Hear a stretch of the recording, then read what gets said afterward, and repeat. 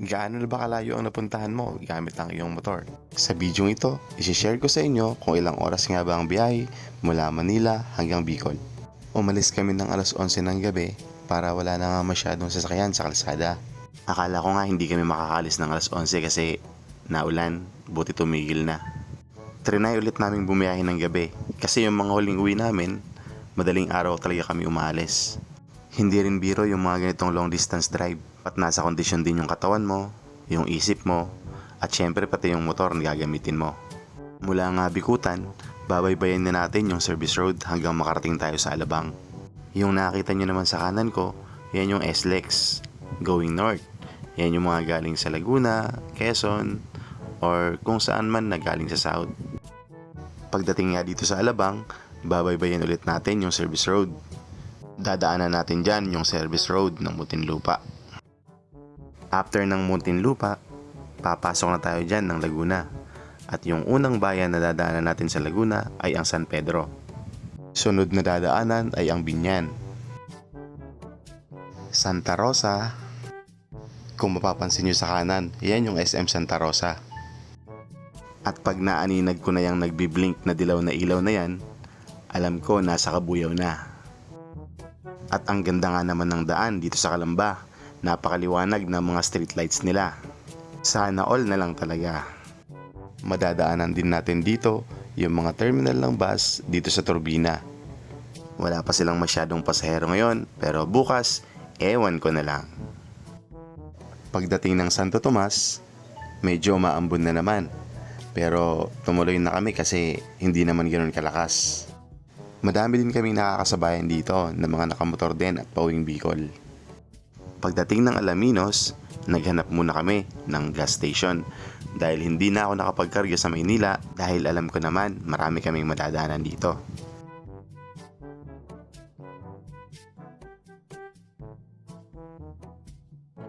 Unang full tank, 391 pesos. Nakigamit na rin kami ng CR at konting stretching muna syempre.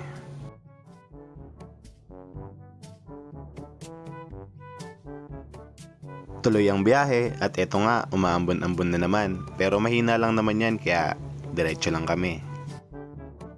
Pagdating namin ng San Pablo, dito walang masyadong bakas ng ulan kaya medyo maganda-ganda yung takbuhan namin.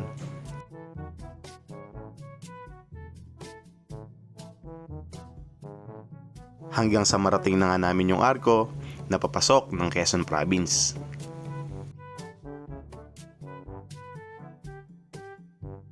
At dito nga medyo madilim na yung daan kaya kailangang doble ingat lalo't hindi kabisado yung kalsada. Ang akala nga namin wala pang masyadong bibiyahe ngayon pero eto, ang dami na rin naming nakasabay na malamang umiiwas din sa dagsanang biyahe bukas. At pagdaan nga namin ng Lucena, napagpasyahan muna naming magkape para pampawala din ng antok. Saglit lang naman kami tumigil. At go na ulit dahil wala pa kami sa kalahati. Pagdating namin ng Pagbilao, heto na, sobrang traffic. Eto talaga yung reason kung bakit nagmotor na lang kami. Kasi na-experience ko dito sa Pagbilao na to last year, inabot kami ng 12 hours na walang galawan talaga, totally stranded. Mapapakamot na lang talaga, pati motor hirap sumingit. Dito rin kami medyo natagalan at mas lalong humaba yung oras ng biyahe namin.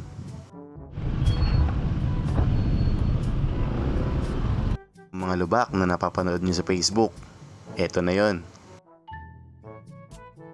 Hanggang sa makarating na nga kami dito sa Old Sigsag Road o mas kilala sa Bitukang Manok.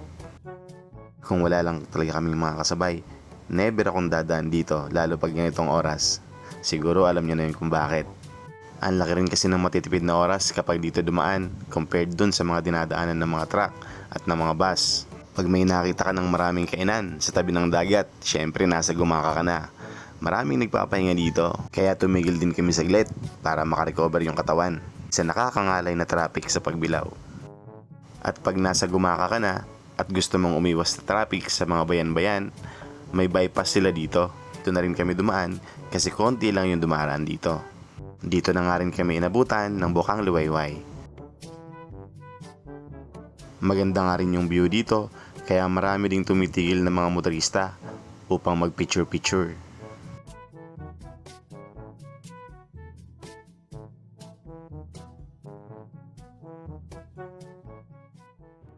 Pagdating ng Lopez, sa bypass road ulit kami dumaan para dire-diretso lang yung biyahe namin.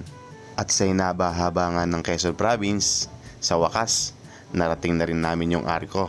Sa wakas, nasa part na tayo ng Bicol. Pero syempre, malayo pa to sa uwian natin. At pag nasa biyahe ka, normal na lang din siguro yung maya't maya naiihi ka. Kaya sabayan na lang natin ng stretching.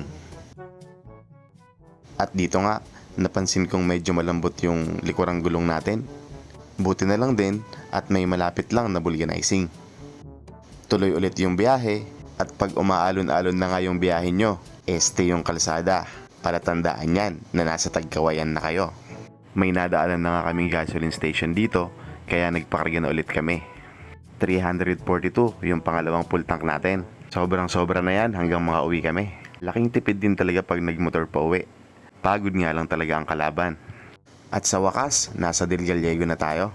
Ito yung unang bayang dadaanan mo pagpasok mo ng Camarines Sur. At pag ganito naka-greeny yung dadaanan mo, Asaragay ka na. Ang sarap mag-drive dito kasi nasa silong ka ng mga punong kahoy.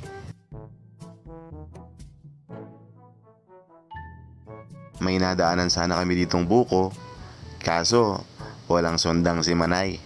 Kaya dumiretso na ulit kami, total malapit na lang din. At dito na nga kami dumaan sa Minalabak Bypass Road na nagdudugtong ng Minalabak, Bula at Nabwa. Konti pa lang dumadaan dito, kaya bukod sa mabilis na yung biyahe at hindi ka naladaan ng Naga at Pili, napakaganda pa ng kapaligiran dito.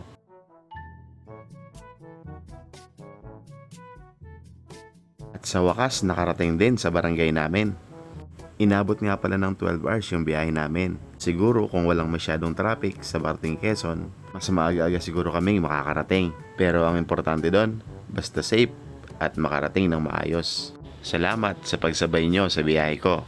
Iba talaga yung pakiramdam pag nakakauwi ka sa lugar kung saan ka lumaki.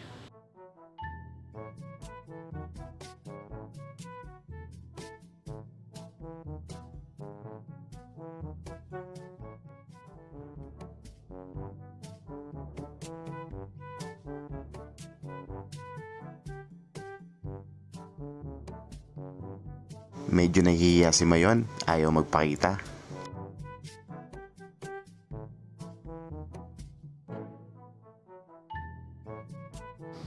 At ito talaga yung nakakawala ng pagod, na makarating ka sa gustong gusto mong laging uwian.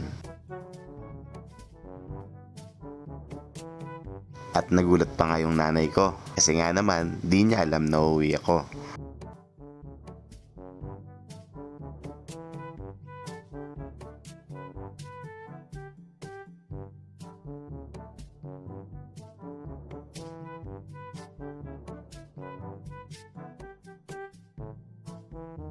Salamat sa panonood guys. Touchdown Bicol!